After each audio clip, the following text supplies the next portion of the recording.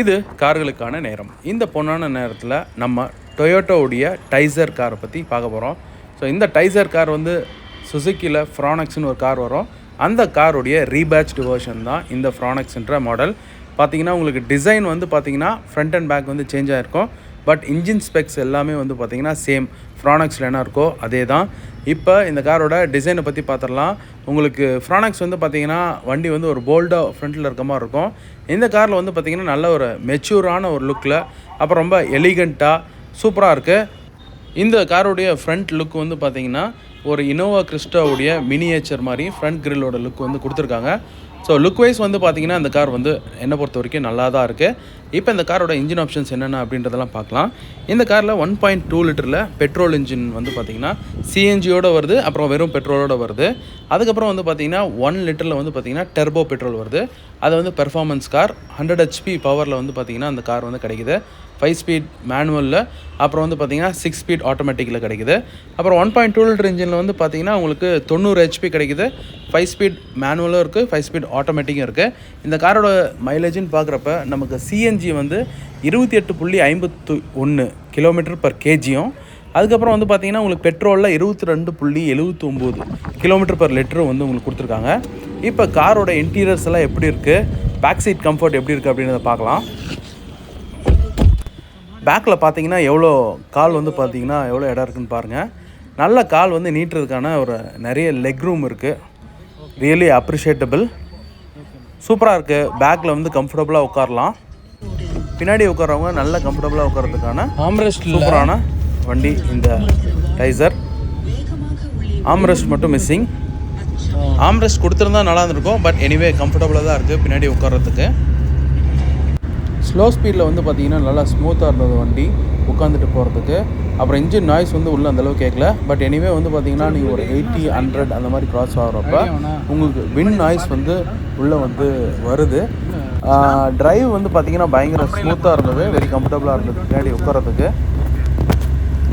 இந்த காரோடைய மேஜரான plus points என்னென்ன அப்படின்லாம் பார்த்தோன்னா, லோ ஸ்பீடில் நல்லாயிருக்கு. உங்களால் வந்து அந்த சஸ்பென்ஷன் வந்து பார்த்திங்கன்னா ஒரு சில இடத்துல வந்து பார்த்திங்கன்னா குண்டும் குழியுமாக இருக்கிறது வந்து உங்களால் உள்ளே ஃபீல் பண்ண முடியுது. பட் ஃபாஸ்ட்டாக போகிறப்போ வண்டி வந்து பார்த்திங்கன்னா நல்ல ஒரு செட்டில்ட் ஆகிட்டு போகிற மாதிரி ஃபீல் ஆகுது. பாருங்கள், பின்னாடி உட்கார 3 பேருக்கு வந்து பார்த்திங்கன்னா உங்களுக்கு ஹெட்ரெஸ்ட் இருக்குது. இப்போ இந்த காரில் வந்து சேஃப்டி எக்யூப்மெண்ட்னு சொல்லிட்டு என்னென்ன கொடுத்துருக்காங்க அப்படின்றத பார்க்கலாம்.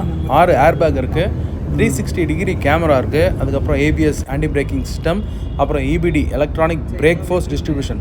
நீங்கள் ஸ்பீடாக போய் உங்களுக்கு ஃபாஸ்ட்டாக நீங்கள் பிரேக் பண்ணுறப்ப எல்லா வீலுக்கும் கரெக்டாக வந்து பிரேக் வந்து அப்ளை ஆகிற மாதிரி EBD கொடுத்துருக்காங்க.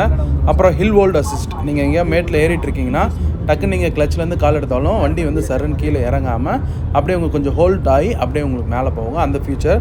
அதுக்கப்புறம் வந்து பார்த்திங்கன்னா ESP எலக்ட்ரானிக் ஸ்டெபிலிட்டி ப்ரோக்ராம். உங்களுக்கு வந்து வண்டி வந்து ஸ்டெபிலிட்டியாக நல்லா ஸ்ட்ராங்காக கம்ஃபர்டபுளாக ஒரு கான்ஃபிடென்ஸாக போகிற மாதிரி ESP கொடுத்துருக்காங்க. இதெல்லாம் இந்த வண்டியோட சேஃப்டி எக்யூப்மெண்ட்டில் வருது.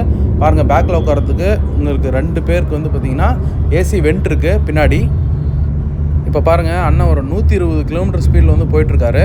எனக்கு அந்தளவுக்கு எதுவும் ஃபீலிங் இல்லை. அதாவது வந்து பார்த்திங்கன்னா ரொம்ப ஹை ஸ்பீடில் போயிட்டுருக்காருன்ற மாதிரி வண்டி வாப்ளிங் அந்த மாதிரிலாம் எதுவுமே இல்லை. இந்த வண்டியோடைய டோட்டல் வெயிட்டே வந்து 1060 கிலோ தான். வண்டி வந்து பார்த்திங்கன்னா ரொம்ப லைட் வெயிட்டாக தான் ஃபீல் ஆகுது. நீங்கள் உள்ளே உட்கார்றப்பே வந்து பார்த்திங்கன்னா லைட் வெயிட்டாக ஃபீல் ஆனாலும் உங்களுக்கு வண்டி வந்து ஹை ஸ்பீடில் ஸ்டெபிலிட்டியாக ரொம்ப ஒரு கான்ஃபிடென்ஸாக பின்னாடி உட்காந்துருக்க மாதிரி தான் ஃபீல் ஆகுது. நெக்ஸ்ட் வந்து பார்த்திங்கன்னா இப்போ நான் வந்து ட்ரைவ் பண்ணுறேன். பியூராக வந்து நீங்கள் டிரைவிங் பெர்ஃபார்மன்ஸ் வந்து எப்படி இருக்குது அப்படின்றத மட்டும் பார்த்துக்கோங்க.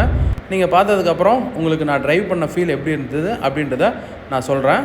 ஸோ இப்போ நான் ட்ரைவ் பண்ணுறதை பார்க்கலாம்.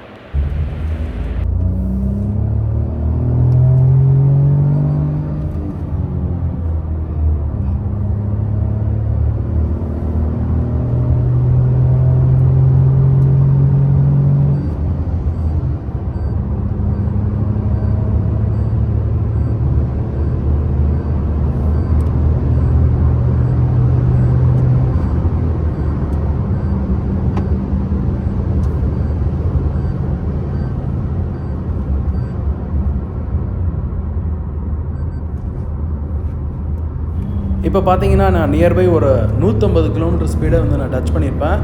நான் வண்டி ஓட்டுறப்போ வந்து பார்த்திங்கன்னா எனக்கு பயங்கர ஒரு கான்ஃபிடன்ஸ் லெவல் வந்து இருந்தது. உங்களுக்கு வந்து பிக்கப் வந்து பார்த்திங்கன்னா நல்லா இருக்குது. எனிவே வந்து பார்த்தீங்கன்னா வின் நாய்ஸ் வந்து உங்களுக்கு ஹை ஸ்பீடில் போகிறப்ப உள்ளே வந்து கேட்குது.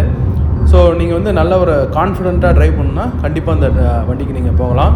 உங்களுக்கு ஸ்லோ ஸ்பீடில் எந்த அளவுக்கு வெஹிக்கிள் வந்து ஸ்மூத்தாக இருக்கோ அந்த அளவுக்கு பார்த்தீங்கன்னா உங்களுக்கு ஹை ஸ்பீட் டிரைவிங்கில் ஸ்டேரிங் வந்து ரொம்ப ஷார்ப்பாக இருக்குது. So super.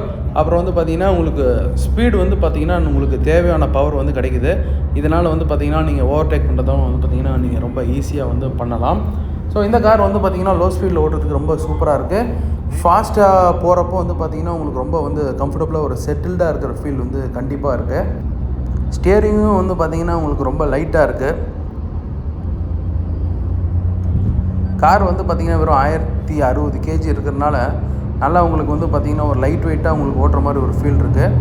ஆனால் அதே சமயம் வந்து நீங்கள் நல்லா ஹை ஸ்பீடாக போகிறப்போ வந்து பார்த்திங்கன்னா உங்களுக்கு அதனால் எந்த ஒரு பயமோ அதெல்லாம் இல்லை. ரொம்ப கான்ஃபிடென்ட்டாக நீங்கள் ட்ரைவ் பண்ணுற மாதிரி நல்ல ஒரு செட்டில்டான ரைடை தான் இந்த கார் வந்து கொடுக்குது.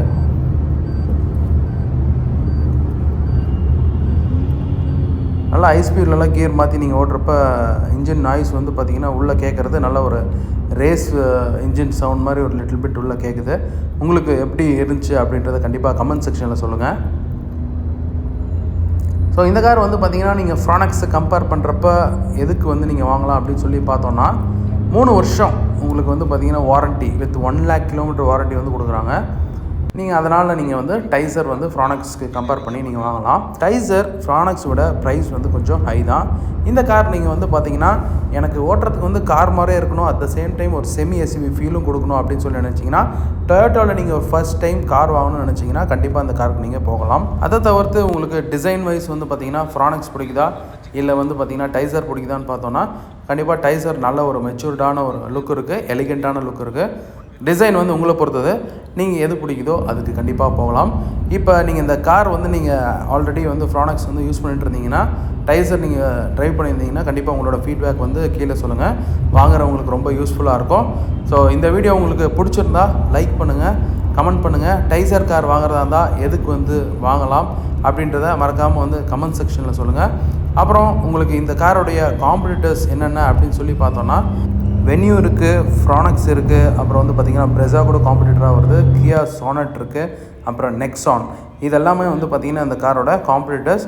ஸோ இதில் நீங்கள் எந்த காரை வந்து சூஸ் பண்ணுவீங்க அப்படின்றத சொல்லுங்கள். இந்த வீடியோ பிடிச்சிருந்தால் லைக் பண்ணுங்கள். இதே மாதிரி வீடியோவோட மீண்டும் சந்திப்போம். நன்றி, வணக்கம்.